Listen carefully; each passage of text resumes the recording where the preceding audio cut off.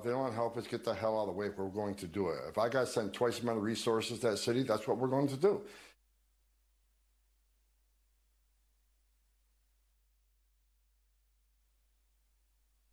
The United States federal government is the world's largest child sex trafficking organization in modern history. They want politicians to treat the border as more than a convenient place for a photo op. They want leaders who will take action. Protecting our border is not a Republican or Democratic issue. It is an Arizona and an American issue.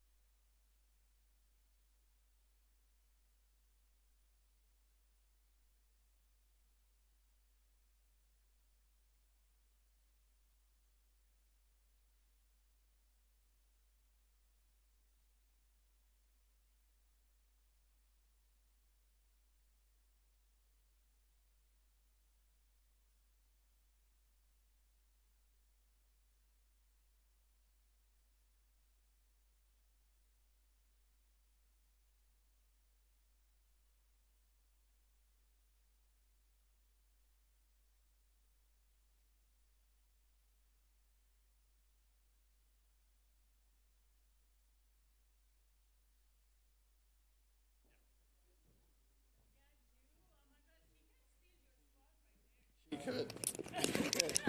And she works for less than I do, so it'd be a good deal for both of us. You know what, Ben? I can't do anything else until I get another dollar. Done. $1. You've got it. $1. That's all you asked for. Have you ever heard the story of what's his name? The big goofy motivational guy. Rick Sanchez? Yeah, no, not the short one. The big one. What's his name? Yeah. What is his name?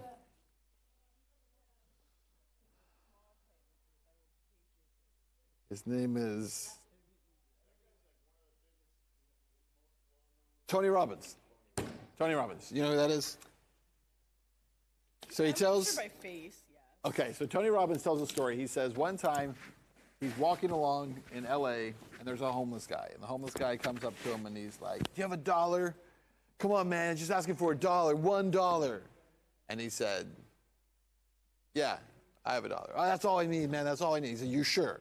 Yeah, man, just $1. And he said, okay. And he says, I took out this wad of cash of hundreds.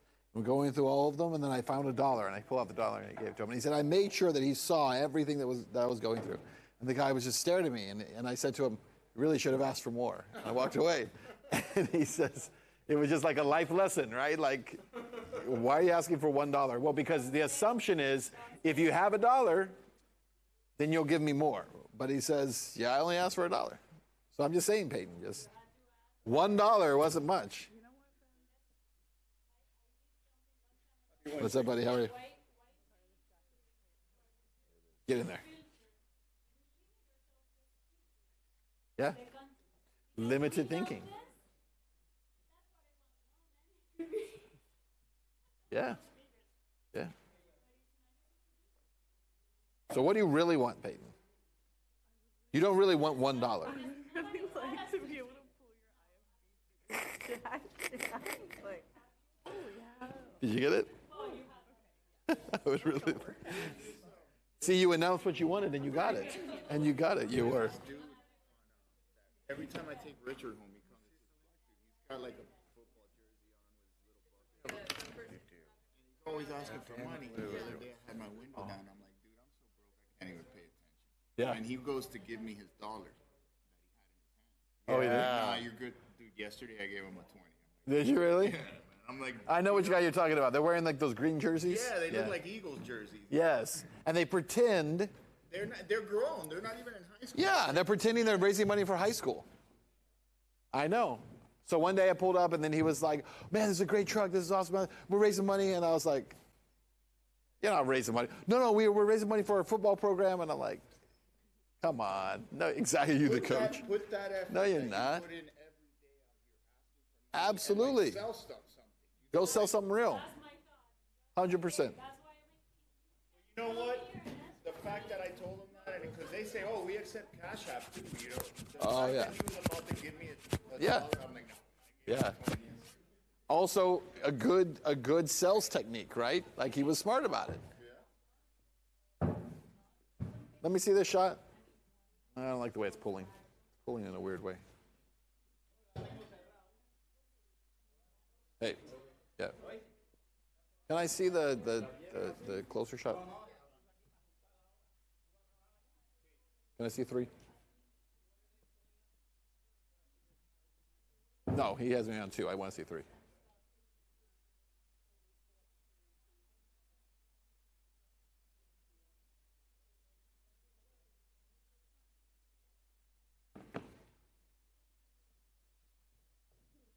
Hey, what's up, buddy? How you doing, man? Good, how are you? I have the script ready, just waiting to print it right now, and I'll bring it right. Okay, sounds good.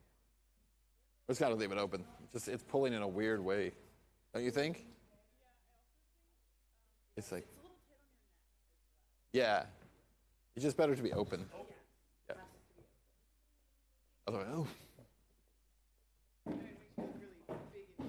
Just a little Yeah, bit that's here. not what we're seeing. No, you made it easy for me today. Okay, good. Oh.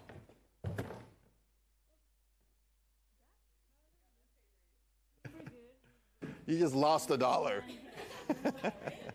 What's that? That color matches really good with Oh, thank you. thing. Thank you. Yeah.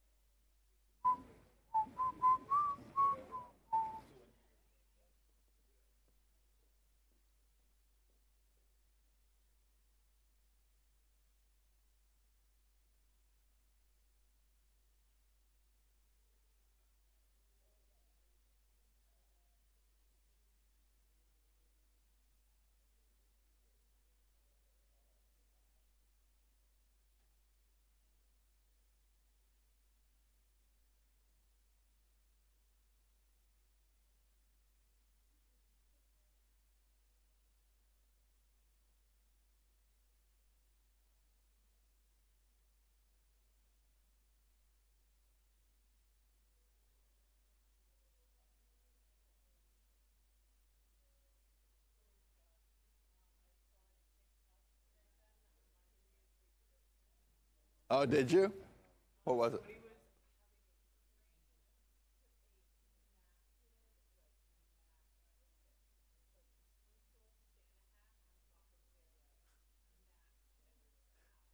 Really?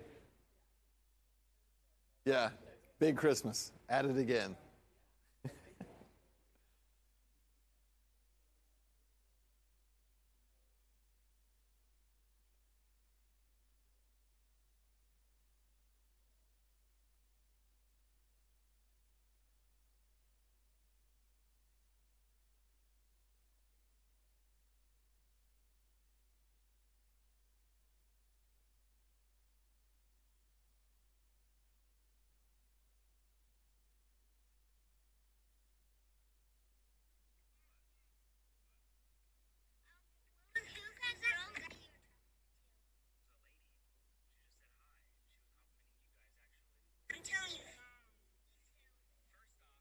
You can tell mom, but don't try and tell mom like I was like flirting with the lady, because that was not the case. I'm telling mom.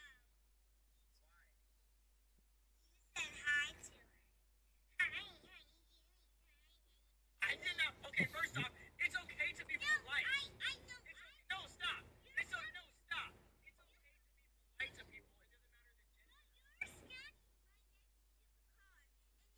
Yeah, because she was saying that you guys were beautiful. You guys are gonna start an argument for no reason. I did not know. No. I'm watching the video you sent me, Isabel. You're standing right in the car. Why am I getting scolded by my 6 and 7-year-old about saying no?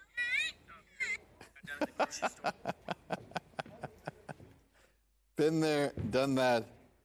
Have the T-shirt. Wow. Huh? Uh-huh. Yeah. Really? Does anyone watch The View anymore?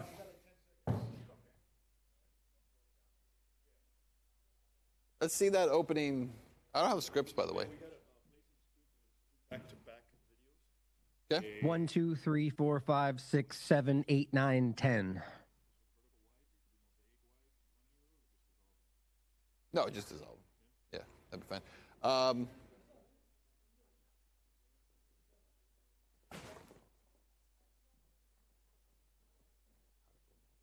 Good morning, or good afternoon. How are you? Yes. Hey, Ryan, how are you? Can you hear me? There it goes. Sorry, Ben. He's talking to me on the background too. Hold on one sec. The HD, I'm not, let me know if I need to click something. Regarding the HD. Hi, Ben. Hey, how are you? Good. How are you? Good. Well, I guess he's not there anymore. So he was asking me to click an HD thing. Do I need to do that? Or are we all good? I don't know. His shot looks a little hot to me. Can we fix that? Or does he have to do that? Okay. Yes, let me know. I can do whatever you need. I think they're working on it right now. Just want to make sure you're not coming off too hot. Did they give you an idea of kind of what the subject matter of the show is today? Oh, I don't hear him.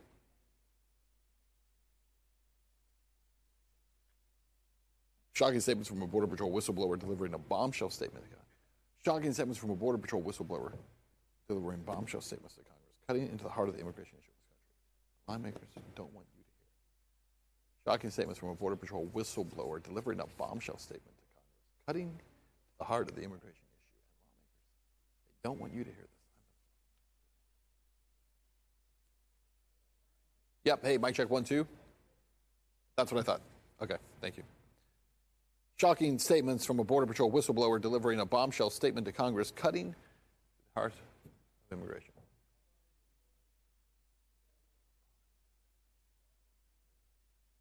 Okay. No worries. No worries. Shocking statements from a Border Patrol whistleblower delivering a bombshell statement to Congress, cutting to the heart.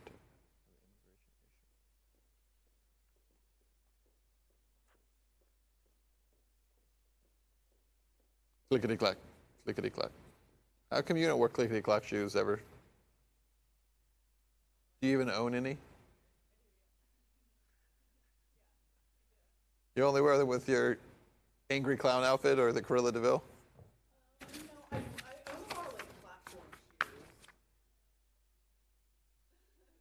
Like Disco Stew from The Simpsons? Wow. Do you have fish inside them? Do you have goldfish inside them? No.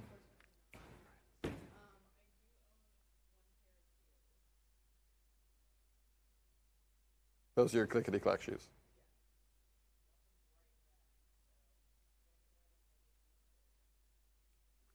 So it's only for cosplay? Cruella de Vil. You're almost 30. It's time to upgrade.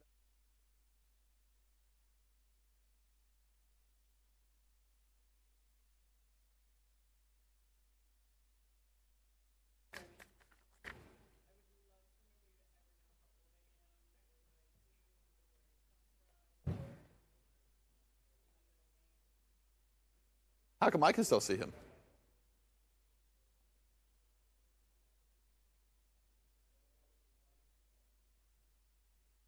They said he disconnected, but I can see him right there. Oh.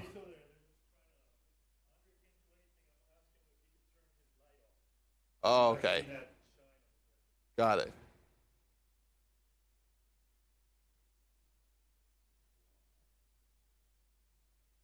That didn't. Yeah. Oh, it got way darker. There you go.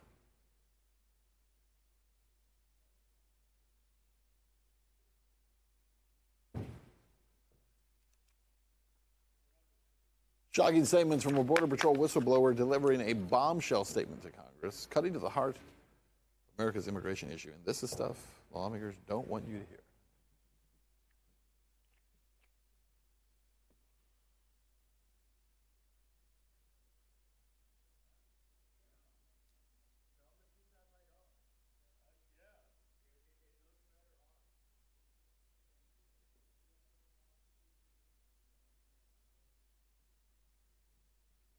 So did Richard win out? You're gonna cave and do Thanksgiving dinner from the grocery store? Huh? You have not caved yet. You're gonna make him wait till next week to cave. You wait till morning. No, how are you gonna get the meals lined up? Why do you do this to the poor man? Poor Richard.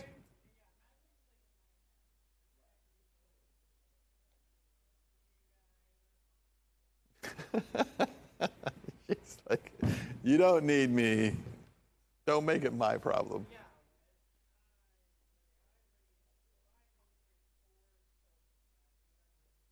Oh my gosh. The sass is real. The what? Yes. Even though he's in dog years as old as you are. He's raising you to some extent.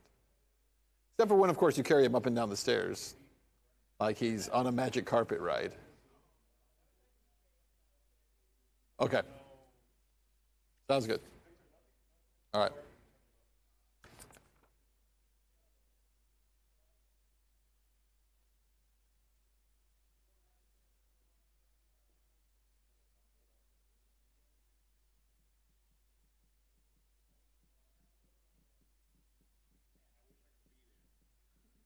You'd fix it in 5 minutes. He'd fix it in 5 minutes. All right, let's do it. Shocking statements from a Border Patrol whistleblower delivering a bombshell statement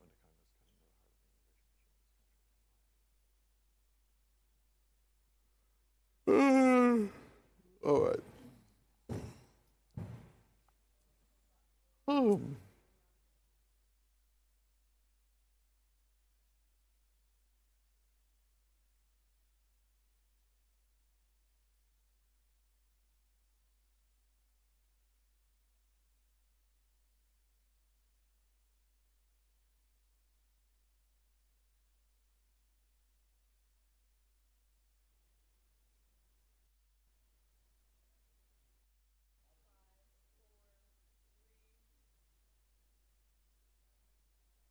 Shocking statements from a Border Patrol whistleblower, making statements in front of Congress that are bombshell reports that let's start it again. Sorry, guys.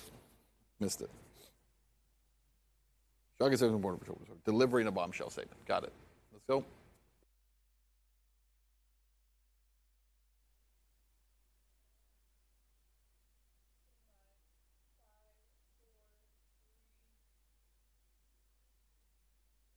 Well, shocking statements from a Border Patrol whistleblower delivering a bombshell statement to Congress that cuts to the heart of the immigration issue, and lawmakers, they don't want you to hear it. I'm Ben Swan. This is Truth in Media.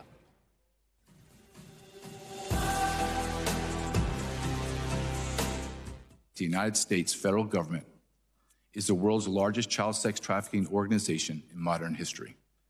Unbelievable words, and that was former Border Patrol agent J.J. Correll. He is not exaggerating. He spoke to Congress this week about an immigration system that is broken at its core. And yet those in power, they refuse to take accountability, and instead they want to talk around this massive issue and ignore all of the most harsh realities. If they don't want to help us get the hell out of the way, we're going to do it. If I got sent twice the amount of resources to that city, that's what we're going to do. And the bickering isn't going to end anytime soon. You just heard President-elect Donald Trump's border czar, Tom Homan, sending out a stern message to lawmakers after Trump seemingly confirmed on Monday that he does intend to declare a national emergency and use the military to assist in his plans of mass deportations of undocumented immigrants. Congress has granted presidents broad powers in the past, certainly, to declare national emergencies at their discretion. But some lawmakers in cities like across the country, like New York City, and cities across Arizona have agreed that they will help. They want politicians to treat the border as more than a convenient place for a photo op. They want leaders who will take action. Protecting our border is not a Republican or Democratic issue. It is an Arizona and an American issue. But there are also some lawmakers openly saying that they will actively thwart and defy the president's orders. Boston's mayor is saying that her city will not cooperate and instead will protect immigrants in, quote, every possible way. She's just one of the latest lawmakers to say that they will try to protect their states from the policies of the incoming administration. What someone needs to tell them, though, is that any effort to thwart the president's actions should be seen as active efforts to thwart the will of the American people, therefore undermining your vote. Joining us now to talk about it is Ryan Christian. He is the founder of The Last American Vagabond and a man who knows a lot about this issue. So, Ryan, thanks so much for being here. Hey, my pleasure, Ben. Thanks for having me on. So let's talk first of all about this kind of planned resistance, right? It's so interesting to watch the election as it played out. We heard so much talk about how Harris was going to win. All of a sudden, Trump not only takes the Electoral College vote, but he also takes the popular vote. And a lot of the things that he has called for in terms of immigration especially was a major part of his campaign. And now we see the so-called resistance, which is going to be different governors in some states. It's going to be mayors in certain cities who say, we're not going to take part in this. And yet the overwhelming vote by the American people, and by the way, not just in red states, but across the country, was to say, we've got to resolve this issue of 20 million immigrants who came here in the last 3 years. Yeah, it's an interesting. There's a lot of different points to include in this, and I'd like to start out by simply making sure people are aware of my opinion around the voting dynamic in general. And I think I'm of a mind that I don't think our vote is translating to the outcome like it may have once done in the past. I think that's just important to highlight. I think everyone has an opinion about that from some level, but it tends to get ignored at certain partisan interests. But playing into this conversation or leading into the conversation as you said, that this, the Donald Trump's administration has a mandate. The American people have stated that they want what he's putting forward. So looking at it from that perspective, it's important to highlight that the back and forth of the two-party paradigm is always used this way. And I think first and foremost, it should not be a discussion about whether the law should be upheld, right? Unless we're making this a broader concept about whether there's unjust laws in place, which is something we should be having as well. Sure. But the idea to simply say that an illegal immigrant the law should not be enforced in regard to somebody who's here illegally because of a political dynamic. That is a core issue that we need to address in this country in general. That happens on both sides of the paradigm, that when it suits their interest, they choose to overlook a law that they don't agree with. And we all know that's not how that's supposed to work. So first and foremost, the law should be upheld. But what I worry about is how even within that there can be abuses from either side. But in this case, the Republican side of, let's just say, initiating a national emergency, using the military, which those are separate conversations, really, enforcing the the law around illegal immigration and then using the military and national emergency to enforce something that should have already been done through the normal channels, and actually could, by the way. So there's two sides to that, and I'm worried about both, quite frankly. Well, I think that's a reasonable position to take, first of all, that there's an overreach on both sides. And one of the things I think we see happening with the Trump administration, or the incoming Trump administration, is going to be a push to overcorrect. So you've had the last 3, almost 4 years now, where the laws were completely ignored, and you have this flood of people who have come in. So the overcorrection now becomes, well, let's bring in the military to sweep them all out of the country. And yeah, well, I agree with you. Both are overreaches. What is the solution then to say, how do we get 20-some million people out of the country who shouldn't have come here the way they did? Not that they shouldn't have come at all, but come in the way they did, and then to remove the ones, especially, people who were released from prisons in Venezuela, people who are obviously part of gangs from Venezuela and from other South American countries, or, military-age males who have come here in the last 4 years. How do you find those people and remove them? I think it's a very complicated issue. It most definitely is, but I think it's important that we're there. Even within that, there's nuance. There's debates about whether that story is accurate. There's a lot to get into there, but I think there's two parts to that main question. Is that first, obviously, the overcorrection, you could argue, is necessary. I mean, I can see, and ignoring for the minute the kind of used nature of both sides of how that's continues.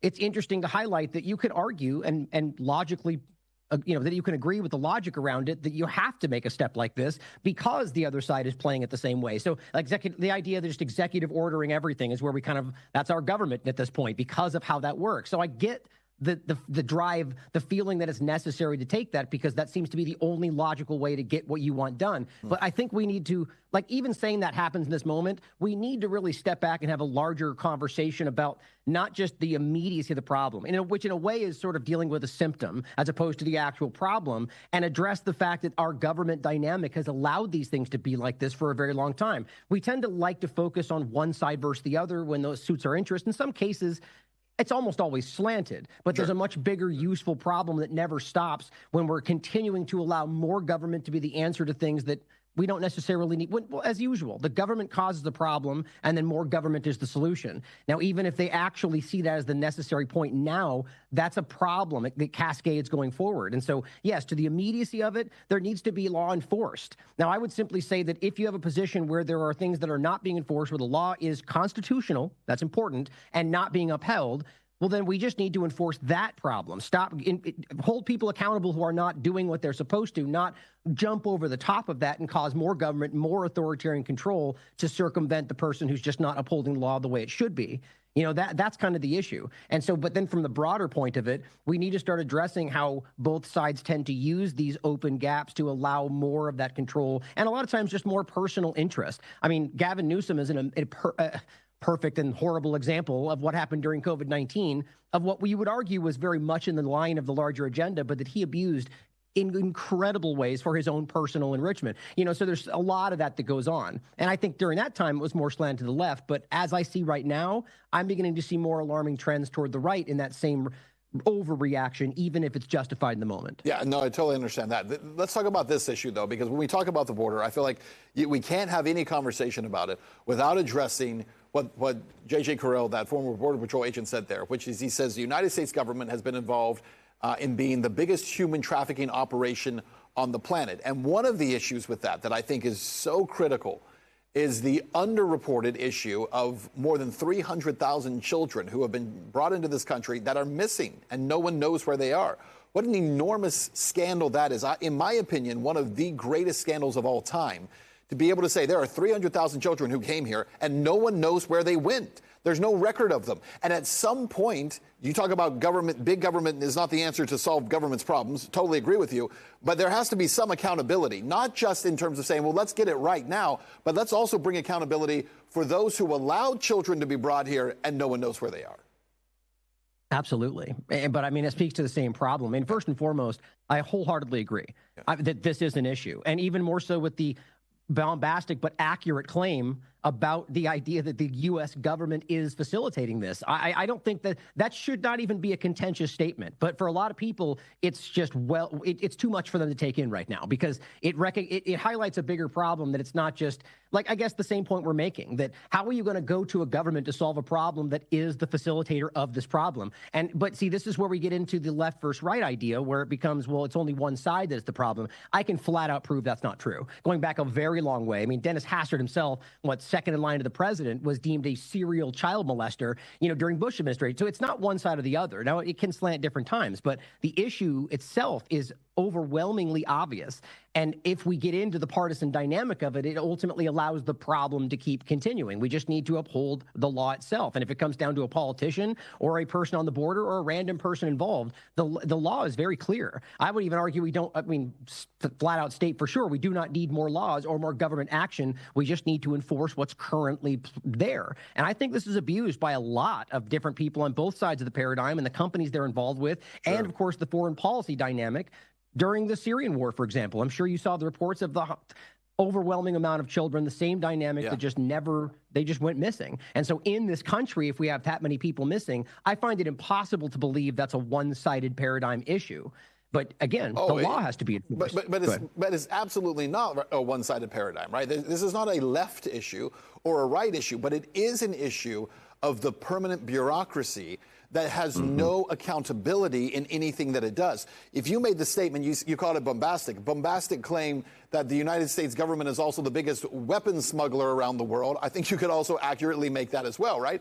The problem is there's no accountability for any of it. So when these things happen and 300,000 children go missing, or when we allow, U.S. military to fire rockets into Russia to drum us up towards World War III before Trump takes office, there is no accountability after the fact for those who made these decisions. We don't know their names. We don't know who they are or where they are or what happens to them after the fact. They just go on and live off their pensions, and there's no accountability. And I think that's the other issue. It's not just an issue of going back and saying, well, let's enforce the laws we have. It's if you are in a position of power and you allow these kinds of things to take place, why is there no accountability? You can clean up a lot of the problem by holding those who are instituting these policies accountable. I'll give you the last word here.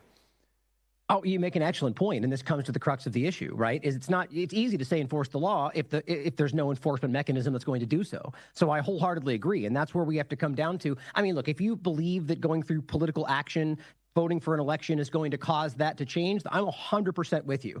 I tend to find that there's much more political. There are better avenues to take to affect change in that way. And if it comes down to the people of the United States simply digging our heels in and not allowing the dynamic to continue, regardless of what paradigm side is saying, what other, pointing at the other. The bottom line is that we as the people can no longer allow this to continue from either side or internationally with the U.S. government's involvement, funding, whatever else. And it's time for us to stand up and make that clear, whatever president's in position. That's right. It's not an issue of party. It is certainly an issue of policy, and it needs to be fixed and cleaned up right away. Ryan Christian, thanks so much for joining us, man. Thank you, Ben. And that is our show for today. You can catch all of our latest coverage. Check us out on X at @truth_media. And you can watch all of our full episodes right now at truthandmedia.com.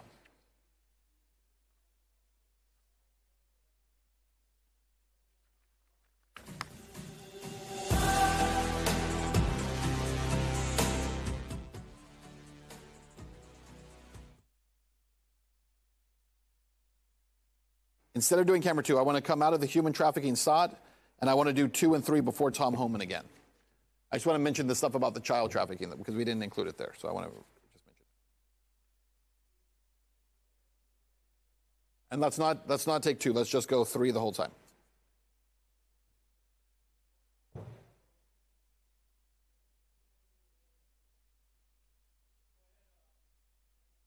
I just need the prompter. Oh, sorry. Yeah, I want to do this section right after the first soundbite. Let's just stay on 3 the whole time, but for camera 2 and cam 3 before Tom Homan. Just that section. Okay. Got it. Okay, sounds good. Yep.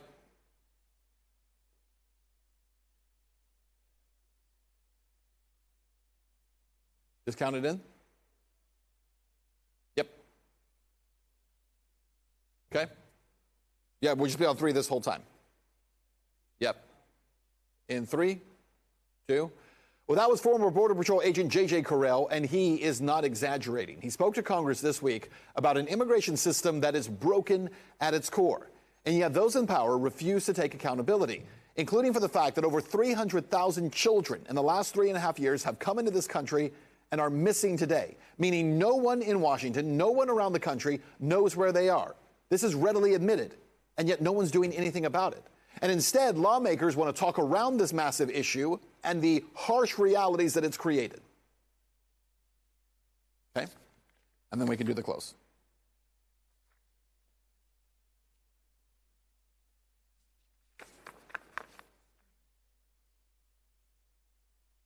Okay?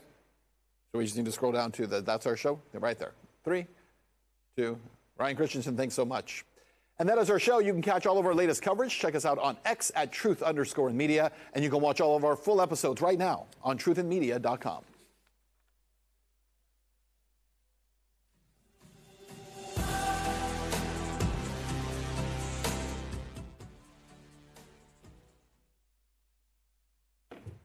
Good. Shorts. Time for the skorts. Do you really? I was just kidding, by the way. You know, do your thing. I was just teasing. Don't sue me. Yeah, the skirts I do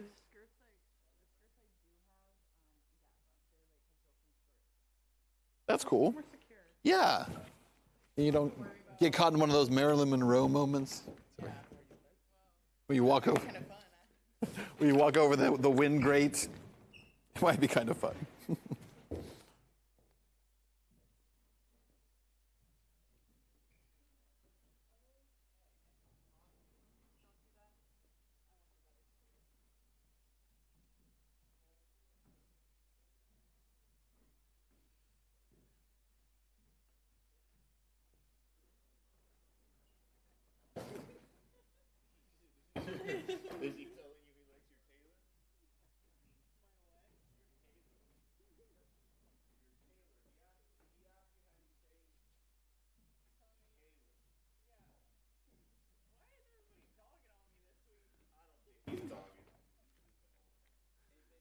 Good, how are you?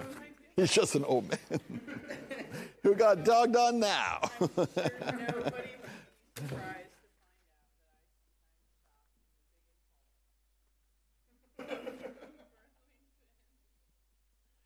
Nothing wrong with that. You're very 90s. You got that 90s look.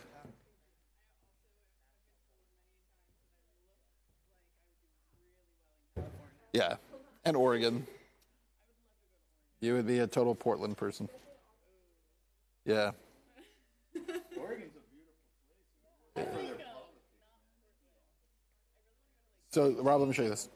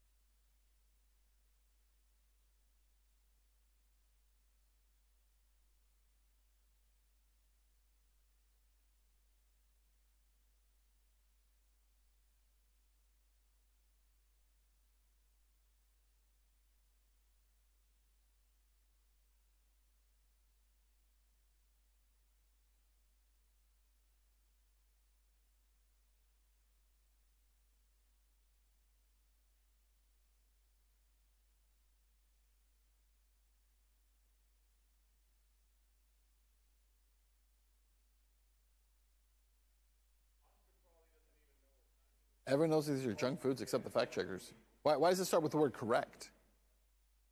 Oh, it's a soundbite.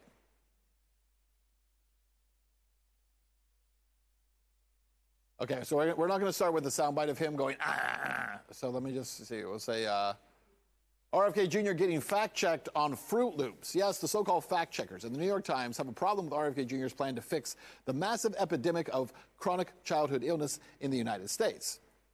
Ironically, the article actually confirms that the American version of the favorite childhood cereal Fruit Loops are flavored with chemicals like red dye 40, yellow dye number 5, also tartarzanine, blue 1, and something called BHT. Here's the thing. All of these chemicals are known poisons.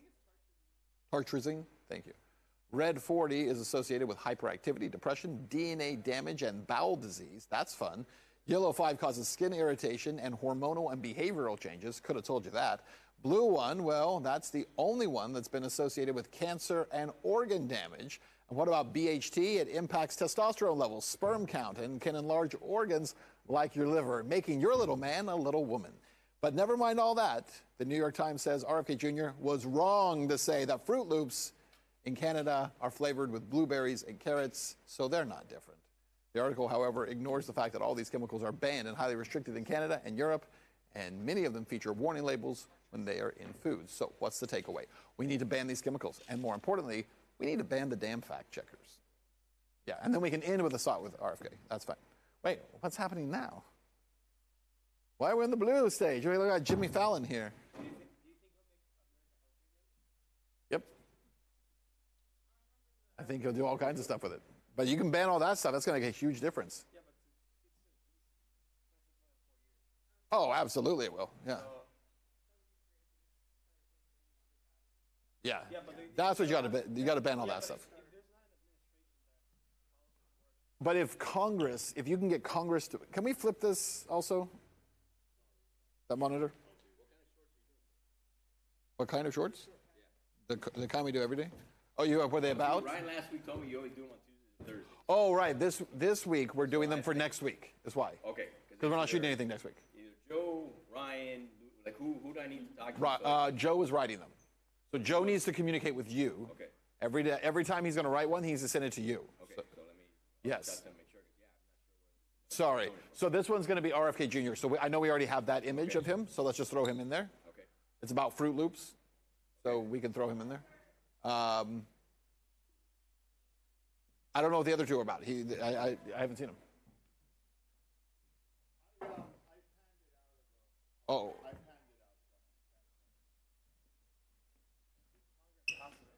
Well, what will happen is, you got to get Congress to ban them, and then the problem is getting them unbanned later on. That's what you don't need more than 4 years for. Because now you got to get an act of Congress to bring all those chemicals back. But if you just change that, you fix a lot of obesity.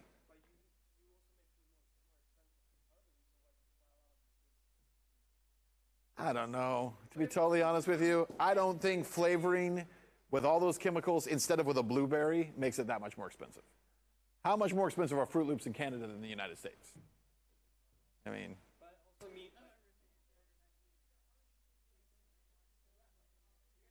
what's that?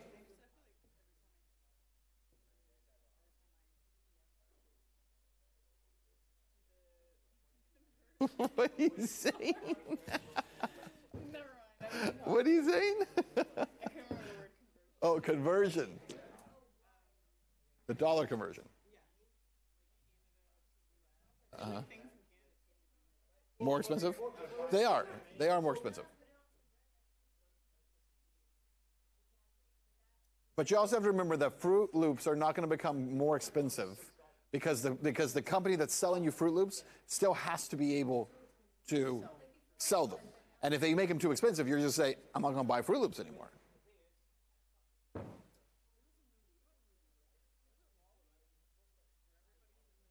Yes, they're all obese, and we're headed there. We're headed there. And the fat guy finally gets out of his chair. Speaking of fat guys.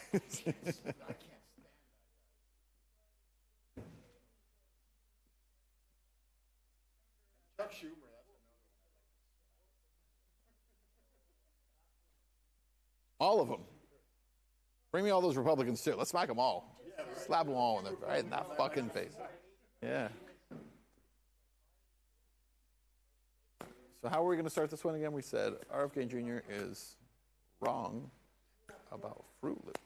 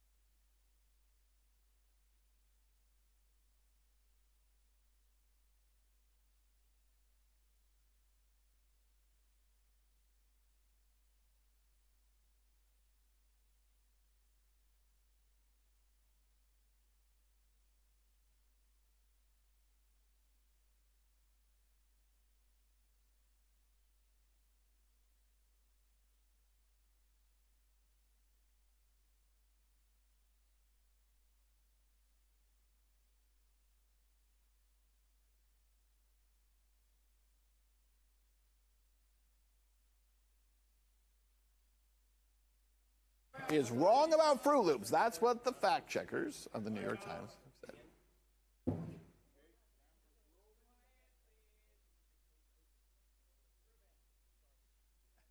have said. Here we go. In 3, 2. Well, RFK Jr. is wrong about Fruit Loops. That's what so-called fact checkers at the New York Times are claiming. They have a problem with RFK Jr.'s plan to fix the massive epidemic of chronic childhood illness in the United States. Ironically, the article actually confirmed that the American version of the favorite let's just go back for right here. 3, 2. Ironically, the article actually confirmed that the American version of the childhood cereal Fruit Loops are in fact flavored with chemicals like Red 40, Yellow 5, also known as, what's it called?